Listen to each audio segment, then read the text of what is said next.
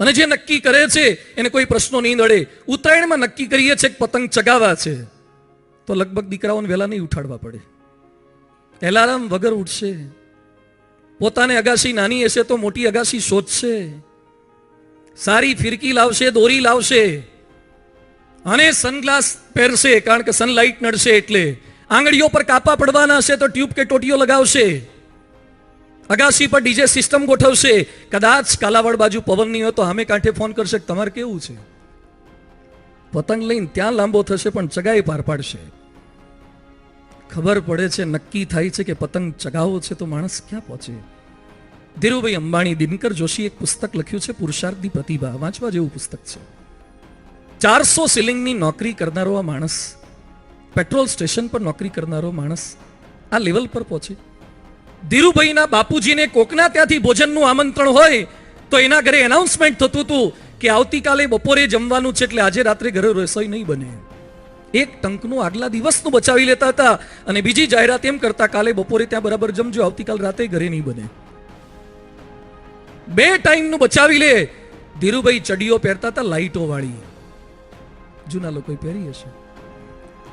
અત્યારે જેમ લાઈટો વાળા ટી શર્ટ આવે, શૂઝ આવે ને, આપણે તો ચડીઓ લાઈટો વાળી આવતી હતી ને, ઠીકડા ફટકાર્યા હોય ઉત્તરાયણના દોરાથી ગોદડા સીવતા તેમ. એ બધાની વચ્ચે આટલી 90,000 કરોડની એસેટ ઊભી કરી શકે. પણ ધીરુભાઈના જીવનમાં લખ્યું છે એનસીસીની પરેડના સાહેબ આવ્યા હતા અને જીપમાં બેસીને નીકળતા હતા. ધીરુભાઈ પણ એનસીસીના ક્રેડિટ તરીકે ત્યાં ઉભેલા હતા. બધાય સલામ કરી અને ધીરુભાઈ એમ સંકલ્પ કરે છે કે ક્યાં સુધી લોકોને સલામ કરવી, લોકો આપણને સલામ કરે એવા ક્યારે થઈએ. સંકલ્પ તો કરો, સપના તો જુઓ થોડાક. Think big. મોટું કેમ ના વિચારી શકીએ? જેને એક હોટલમાંથી કાઢી મૂકવામાં આવ્યા હોય, મોહનસિંહ, 6 માસનો બાળકને એના પિતા અત્તરસિંહનું મૃત્યુ થઈ ગયું હોય, બૂટ ચપ્પલની એક નાનકડી દુકાનમાં નોકરી કરે અને એક હોટલમાં એન્ટર થવા માટે ગયા, સિમલામાં સેસિલ હોટલમાં, અને કહે છે Indians are not allowed in this hotel. સિમલાની સેસિલ હોટલમાં એને કાઢી મૂકવામાં આવ્યા.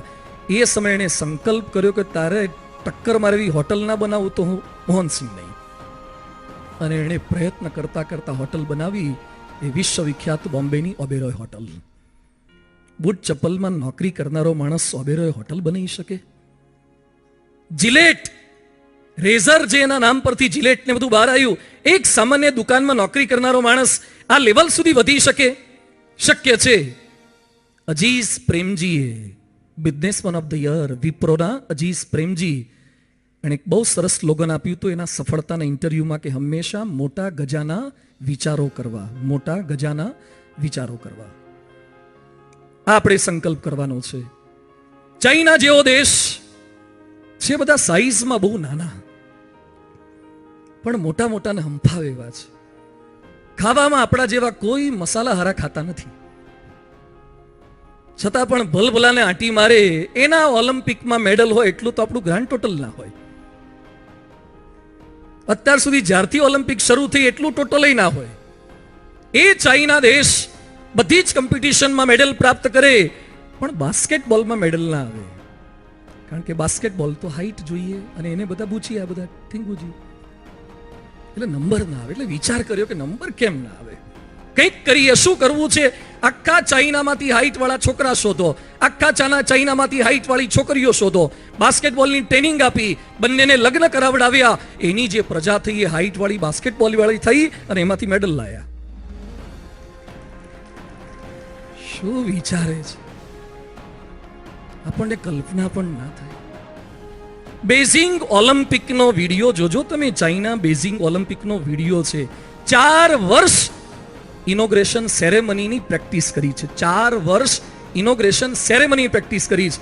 અને વધારે આશ્ચર્ય તો મને એ થયું કે જેટલા ડાન્સર હતા ઓન ફિલ્ડ, ગ્રાઉન્ડ પર ડાન્સ કરનારા હતા, એ બધાને ડાયપર પહેરાવી દેતા હતા. મોટા મોટા ડાયપર કેમ? કે પ્રેક્ટિસ દરમિયાન વચ્ચે કંઈ જવાનું નહીં. હા, ચાઇના છે એટલે નંબર લાવે કે ના લાવે.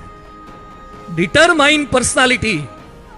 અને આપણા ત્યાં તો દરેકને વિકલ્પ નક્કી જ હોય. વિકલ્પ નક્કી કરીને જ કામ કરે. છોકરાને પૂછીએ શું થવું ડોક્ટર, ટ્રાય કરીએ, ના થાય તો એન્જિનિયર તો છે જ, એ નહીં થવાય તો બીએસસી તો છે જ.